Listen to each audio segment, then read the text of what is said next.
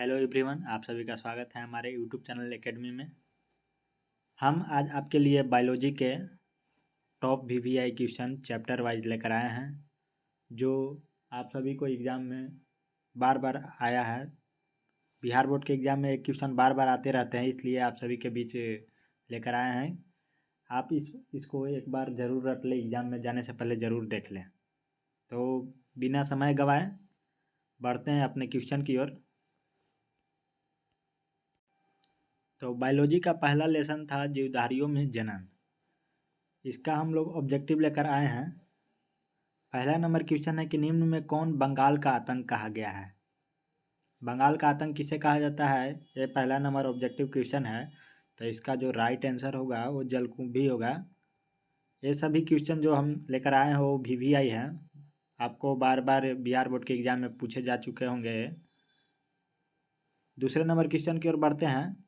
दूसरा number question है कि जनक समान जीव प्राप्त हो सकता है।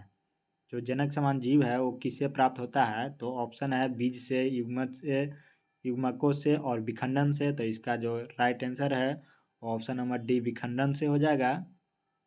हम आपको इसमें से जो वीवीआई क्वेश्चन है वही सिर्फ बताएंगे, क्योंकि आपका परीक्षा बहुत नज़दीक है। अगला क्वेश्चन है कि केचुआ प्राणी है। केचुआ एक प्राणी है, वो कैसा प्राणी है, ये आप सभी से पूछा गया है। तो 5 नंबर क्वेश्चन जो है इसका आंसर बी हो जाएगा, द्विलिंगी प्राणी है। केचुआ एक द्विलिंगी प्राणी है। अगला क्वेश्चन है जलकुंभी 65,000 से अधिक पौधे कितने माह में उत्पन्न कर सकता है।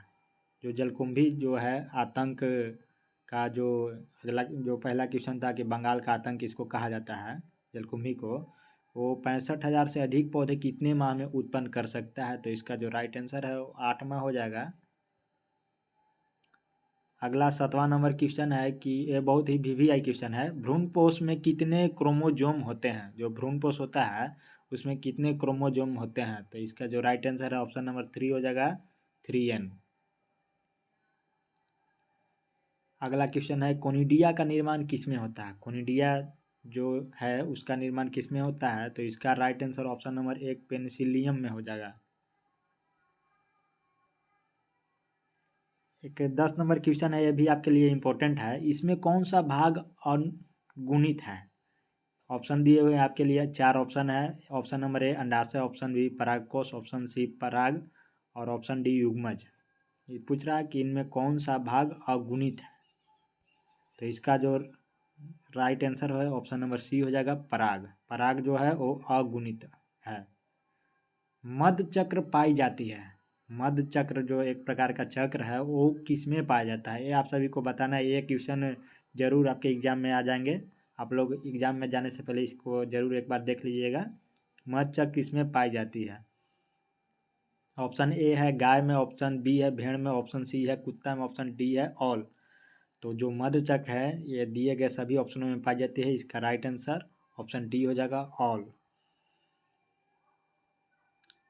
अगला क्वेश्चन है कि स्तनधारी के शुक्राणु के मध्य भाग में क्या पाया जाता है। जो स्तनधारी है उसके शुक्राणु के मध्य में क्या पाया जाता है, ये भी वीवीआई क्वेश्चन है, कई बार बिहार बोर्ड के एग्जाम में पूछ चुका है।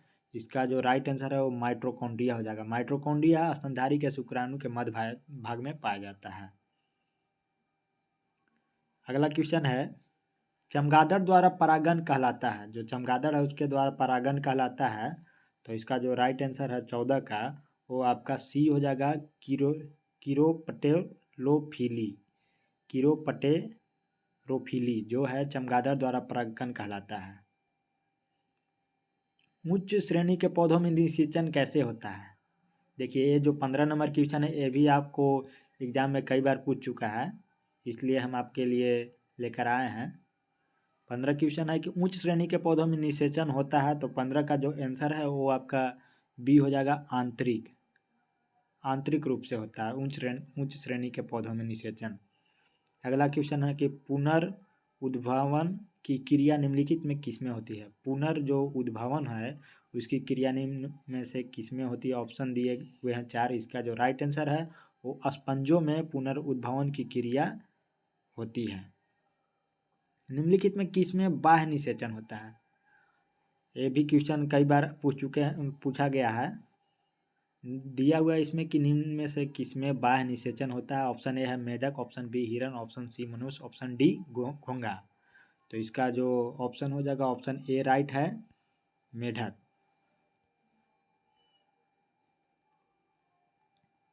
ऋतुस्राव चक्र किसमें होता है। ऋतुस्राव चक्र किसमें होता है, ये आपका क्वेश्चन है अगला, कि मनुष्य में होता है या बंदर में होता है या चिंपैंजी में होता है या ऑल में होता है। तो इसका जो राइट आंसर है ऑल हो जाएगा। इन सभी में ऋतुस्राव चक्र होते हैं। इसमें कौन केवल एक बार अपने जीवन काल में पुष्प पैदा करता है। आपको यहाँ पर पौधों के नाम दिए हुए हैं, पेड़ पौधों के नाम। इसमें बताना है कि कौन सिर्फ अपने जीवन काल में एक बार पुष्प पैदा करता है। तो जो ऑप्शन ए है बांस, वो आपका जीवन में सिर्फ एक बार ही पुष्प पैदा करता है। अगला क्वेश्चन है, शरीर के बाहर होने वाले निषेचन को क्या कहते हैं। शरीर के बाहर जो निषेचन होता है उसको क्या कहते हैं। तो इसका जो राइट आंसर है इन विट्रो। इन विट्रो को शरीर के बाहर होने वाले निषेचन के रूप में जाना जाता है।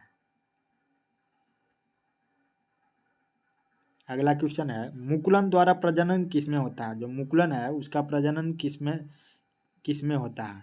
मुकुलन द्वारा प्रजनन ईस्ट में होता है या म्यूकर में होता है, पाइनस में होता है या फर्न में होता है। तो ऑप्शन नंबर ए ईस्ट में मुकुलन द्वारा प्रजनन होता है।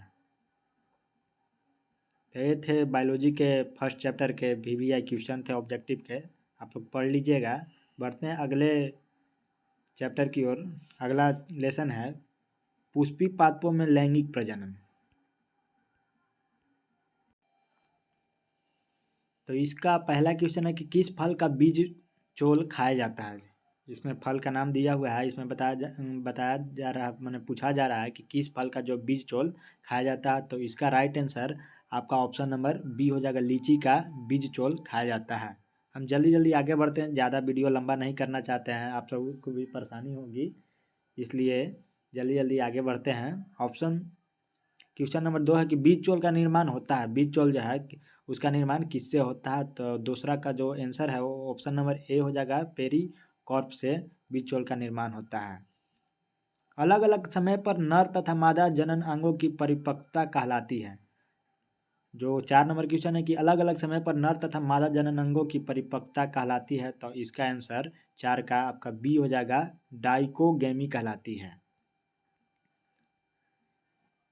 अगला क्वेश्चन है कि सत्य फल का निर्माण किसमें होता है। जो सत्य फल है उसका निर्माण किसमें होता है। तो 7 का ए हो जाएगा, अंडाशय में सत्य फल का निर्माण होता है।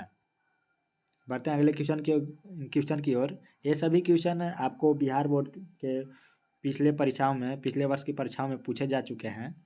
बढ़ते हैं 10 नंबर क्वेश्चन है कि गेहूं में परागण किसके द्वारा होता है। ये भी एक VVI क्वेश्चन है, गेहूं में परागण किसके द्वारा होता है।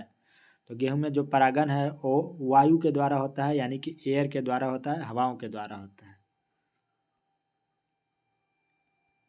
इनमें से कौन कायिक प्रवर्धक नहीं है। अगला क्वेश्चन है, इनमें से कौन कायिक प्रवर्धक नहीं है। ऑप्शन आपका दिया रहेगा, तो इसमें बताना है कायिक प्रवर्धक नहीं है। तो इसका जो चल बीजाणु ऑप्शन है, ऑप्शन नंबर डी, ये कायिक प्रवर्धक नहीं है। बढ़ते हैं अगले क्वेश्चन की ओर कि भ्रूणपोष का क्या कार्य होता है। भ्रूणपोष जो है उसका कार्य क्या होता है। तो 19 का आपका हो जाएगा ऑप्शन नंबर बी, भ्रूण को पोषण देना। भ्रूण को पोषण देना भ्रूणपोष का कार्य होता है। वायु परागण सामान्यतः पाया जाता है। वायु जो परागण है वो किसमें पाया जाता है आपको बताना है। तो इसका घासों में जो है वायु परागण पाया जाता है। परागण हो सकते हैं, परागण जो है वो हो सकते हैं। तो परागण एक एलर्जी कारक होते हैं। क्या होते हैं, एलर्जी कारक। ऑप्शन नंबर सी होगा। बढ़ते हैं अगले क्वेश्चन की ओर कि प्रोटोप्लास्ट कल्चर का फ्यूजोजेन क्या है। प्रोटोप्लास्ट कल्चर है उसका फ्यूजोजेन क्या है। तो आपको बताना है। तो 26 का आपका ऑप्शन नंबर बी हो जाएगा, PEG है। क्या है, PEG। किसने सिद्ध किया कि कोशिका टोटीपोटेंट होती है। अगला क्वेश्चन है कि किसने सिद्ध किया कि कोशिका टोटीपोटेंट होती है। तो 27 का आपका ऑप्शन नंबर डी हो जाएगा, स्टीवार्ट ने सिद्ध किया था कि कोशिका टोटीपोटेंट होती है। बढ़ते हैं अगले क्वेश्चन की ओर। एनाट्रोपस बीजांड होता है, वेन एनाट्रोपस जो बीजांड है वो कैसा मतलब होता है, सीधा होता है, उल्टा होता है, टेढ़ा होता है या नन ऑफ दीज होता है। तो इसका जो एनाट्रोपस बीजांड है वो एक उल्टा बीजांड होता है। तो ये थे आपके सेकेंड लेसन के टॉप वीवीआई क्वेश्चन। पढ़ते हैं अगले क्वेश्चन अगले चैप्टर की ओर। लेसन 3 था, लेसन 3 है मानव प्रजनन। मानव प्रजनन का जो पहला क्वेश्चन है कि नर हार्मोन्स की उत्पत्ति कहाँ से होती है। जो नर हार्मोन्स होते हैं उसकी उत्पत्ति कहाँ से होता है। तो नर हार्मोन्स का उत्पत्ति वृषण से होते हैं। भ्रूण की 16 कोशिकीय अवस्था क्या कहलाती है। भ्रूण की जो 16 कोशिकीय अवस्था है वो आपको बतानी है क्या कहलाती है। तो LH कहलाती है। आप सभी को पता होगा LH क्या होता है, FSH क्या होता है। सॉरी भ्रूण की 16 कोशिकीय अवस्था क्या होती है। तो आपको यही क्वेश्चन था। तो भ्रूण की जो अवस्था होती है 16 कोशिकीय उसको मेरुला कहते हैं। वो जल्दी में कभी कभी गलत हो जाता है इंसानों से।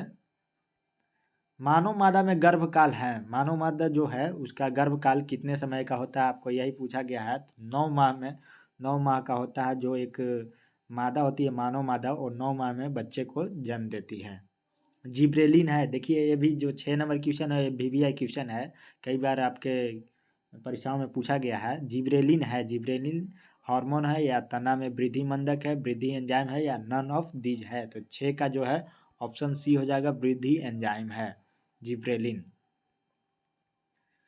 एक और क्वेश्चन है वीवीआई की, एक स्वस्थ महिला के पूरा जीवन काल में उत्पन्न कुल अंडों की संख्या कितनी होती है। मतलब एक स्वस्थ महिला अपने जीवन काल में कुल कितने अंडों को उत्पन्न कर सकती है, ये आपसे क्वेश्चन है। 8वां नंबर क्वेश्चन है। तो इसका जो है एक स्वस्थ महिला 400 अंडों की संख्या को उत्पन्न कर सकती है अपने जीवन काल में। अगला क्वेश्चन है कोशिकीय अवस्था में भ्रूण क्या कहलाता है। जो कोशिकीय अवस्था है उसमें भ्रूण क्या कहलाता है। तो मोरूला, मोरूला जो है वो कहलाता है कोशिकीय अवस्था में भ्रूण। लेडिंग कोशिकाएं पाई जाती है, ये भी एक वीवीआई क्वेश्चन है। लेडिंग कोशिकाएं पाई जाती है, लेडिंग कोशिकाएं पाई जाती है। तो जो है 14 का आंसर आपका हो जाएगा ऑप्शन नंबर बी, वृषणों में लेडिंग कोशिकाएं पाई जाती है, वृषणों में, ऑप्शन नंबर बी। अगले क्वेश्चन की ओर बढ़ते हैं कि मानव मादा में, ये आपका हो गया है क्वेश्चन। अगला बढ़ते हैं कि स्त्रियों में रजोनिवृत्ति की उम्र हो क्या होती है। जो स्त्रियों में रजोनिवृत्ति है उसकी उम्र कितनी होती है। 23 नंबर क्वेश्चन है। तो इसका आपका हो जाएगा 50 वर्ष। रजोनिवृत्ति की उम्र जो होती है वो 50 वर्ष होती है। 22 नंबर क्वेश्चन, मासिक चक्र के दरमियान किस दिन अंडोत्सर्जन होता है। जो मासिक चक्र होता है महिलाओं में तो उसके दरमियान किस दिन अंडोत्सर्जन होता है। आपको से भी एक वीवीआई क्वेश्चन है, आपके क्वेश्चन में आ सकता है। तो इसमें जो 12 से 14 दिन है उनके बीच मासिक चक्र के दौरान अंडो उत्सर्जन होते हैं, ऑप्शन नंबर बी। नर हार्मोन्स की उत्पत्ति कहाँ से होती है। तो आपसे क्वेश्चन हम पूछ चुके हैं। प्रोटोस्टेट ग्रंथि उपस्थित होती है, प्रोटोस्टेट जो एक प्रकार की ग्रंथि हो किसमें उपस्थित रहती है। तो 25 का आपका आंसर हो जाएगा वृक्क के ऊपर, वृक्क के ऊपर प्रोटोस्टेट ग्रंथि उपस्थित होती है। ये सभी क्वेश्चन वीवीआई क्वेश्चन है, आपको आपके एग्जाम में दोबारा से पूछे जा सकते हैं, इसलिए आप अच्छे से इसको देख लीजिए। गर्भाशय के भीतरी स्तर क्या कहलाता है। जो गर्भाशय का भीतरी स्तर होता है अंदर का स्तर उसको क्या कहते हैं। तो आपका इसका हो जाएगा एंडोमीट्रियम, एंडोमीट्रियम को कहते हैं गर्भाशय के भीतरी लेयर को, अंदर का जो लेयर रहता है उसको। स्तनपायी जीवों में भ्रूण की एल्टोइस किसमें सहायता करती है। जो स्तनपायी जीव है उसमें भ्रूण की एल्टोइस किसमें सहायता करती है। तो 27 का आपका ऑप्शन नंबर डी हो जाएगा, उत्सर्जन।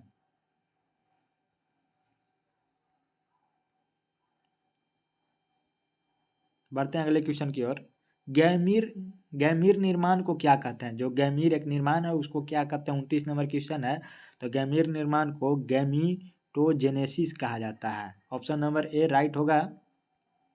तो ये थे आपके लेसन 3 के टॉप वीवीआई क्वेश्चन ऑब्जेक्टिव के। बढ़ते हैं अगले क्वेश्चन अगले चैप्टर की ओर, लेसन 4 जनन स्वास्थ्य। जनन स्वास्थ्य, इसमें पहला नंबर क्वेश्चन है कि भारत में प्रथम जनगणना प्रारंभ कब हुई थी। जो भारत में जो जनगणना होता है वो कब प्रारंभ हुई थी आपसे आपसे पूछा गया है। तो 1891 में भारत में पहली जनगणना शुरू हुई थी।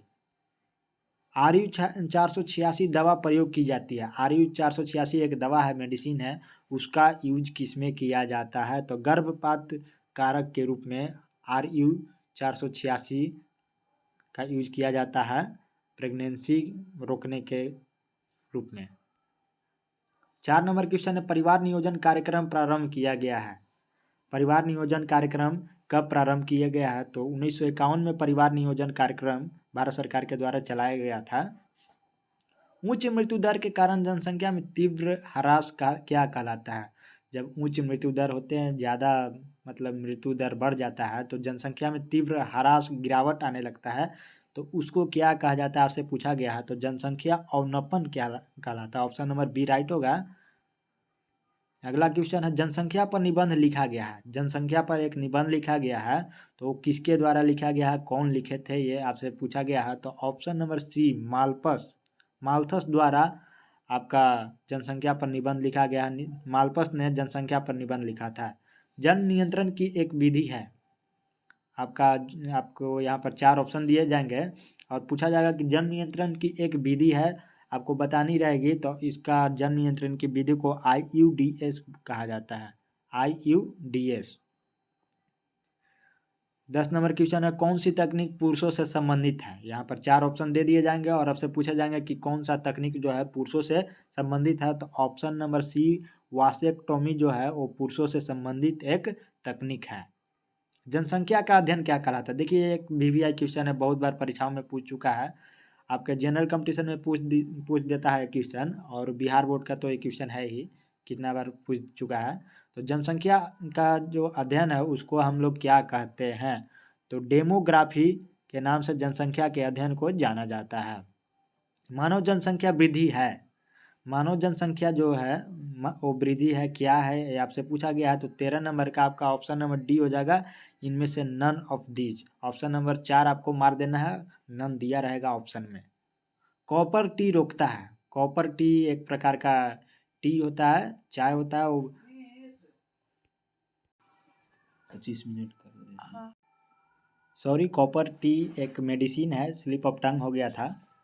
तो कॉपर टी रोकता है, किससे रोकता है ये आपको बताना है। तो 15 का आपका ऑप्शन नंबर बी हो जाएगा, अंड जनन से कॉपर टी आप सभी को रोकता है। Option number B.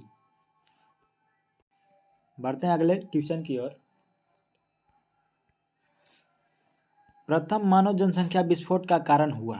जो प्रथम मानव जनसंख्या विस्फोट था उसका क्या कारण हुआ, ये आप सभी से पूछा गया है। तो 19 का आपका कृषि हो जाएगा। ऑप्शन नंबर ए जो है कृषि, वो मानव जनसंख्या विस्फोट का सबसे बड़ा कारण हुआ था।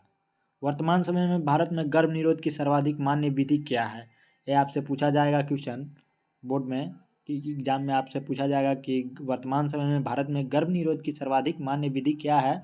तो अंतःगर्भ सही युक्तियाँ जो है वो वर्तमान समय में भारत में गर्भ निरोध की सर्वाधिक मान्य विधि है।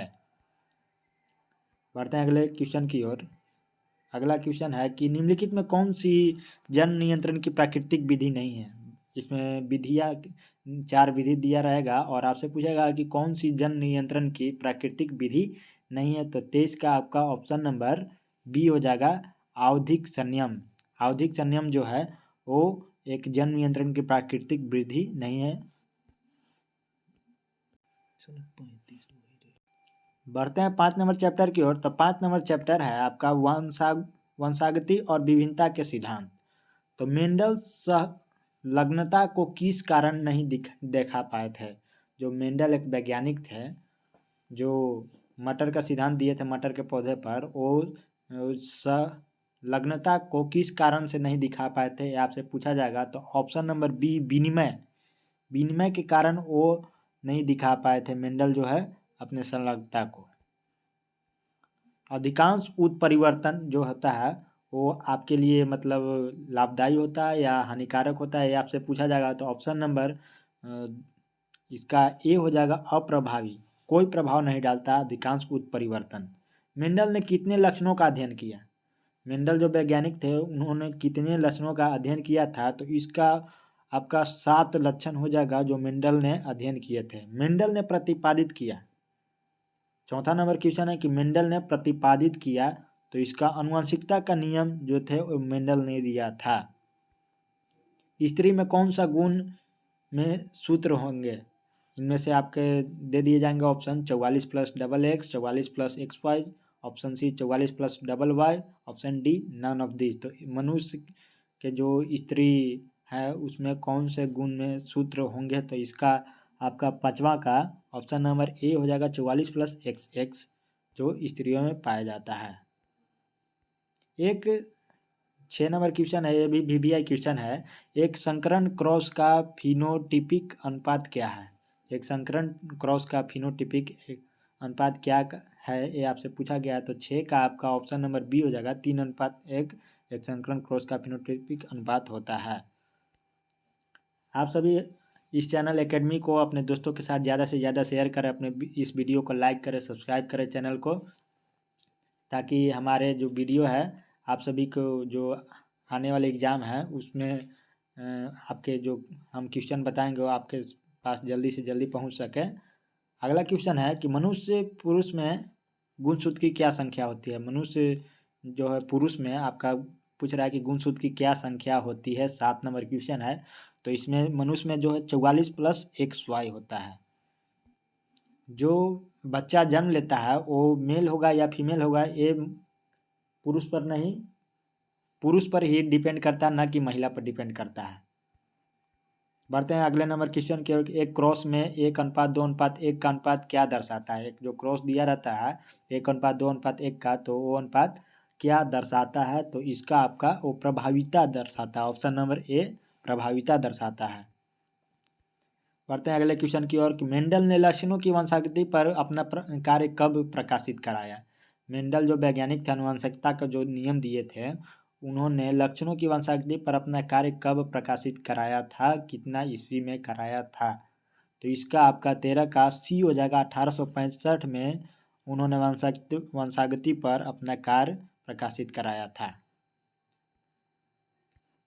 एक बिंदु उत्परिवर्तन है। ऑप्शन दिए रहेंगे, पूछेगा आपसे कि एक बिंदु परिवर्तन है कौन है निम्नलिखित में से? तो 16 का आपका ऑप्शन नंबर बी हो जाएगा। सिकिल सेल अनीमिया जो है एक बिंदु उत्परिवर्तन है।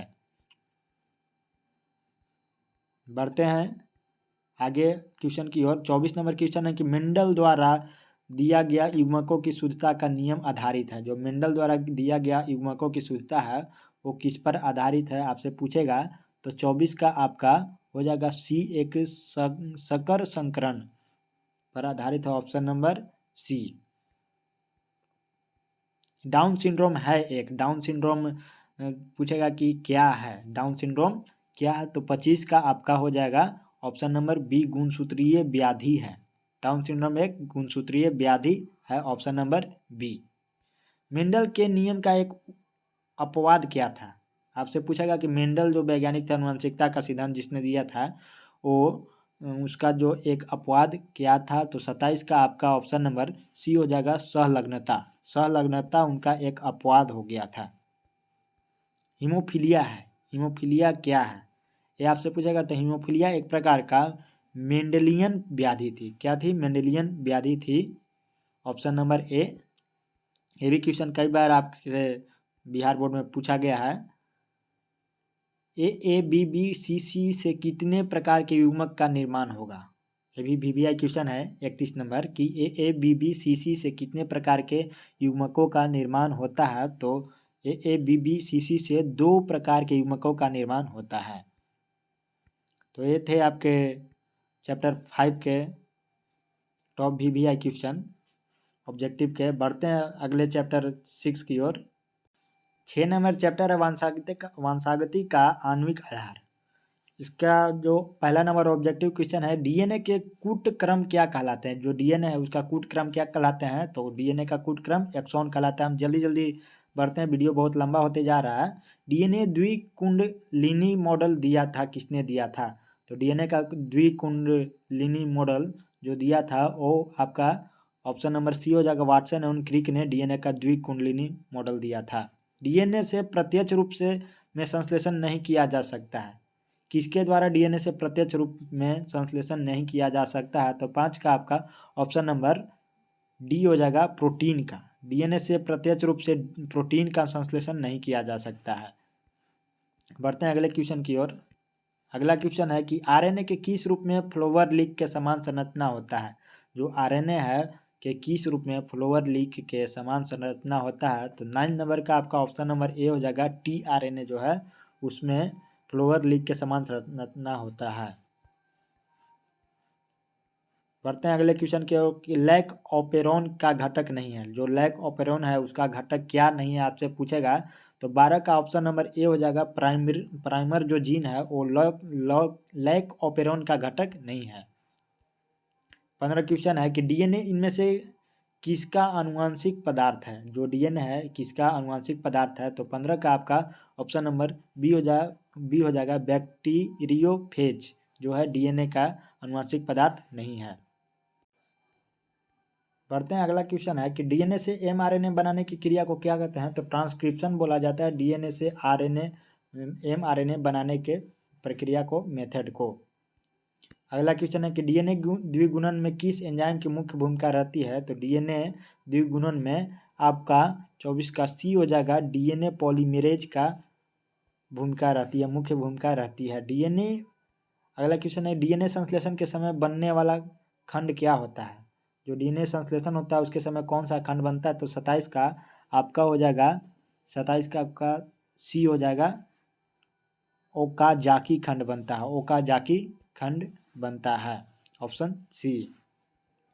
30 नंबर क्वेश्चन है कि ओपेरॉन मॉडल प्रस्तावित किया था, किसने दिया था?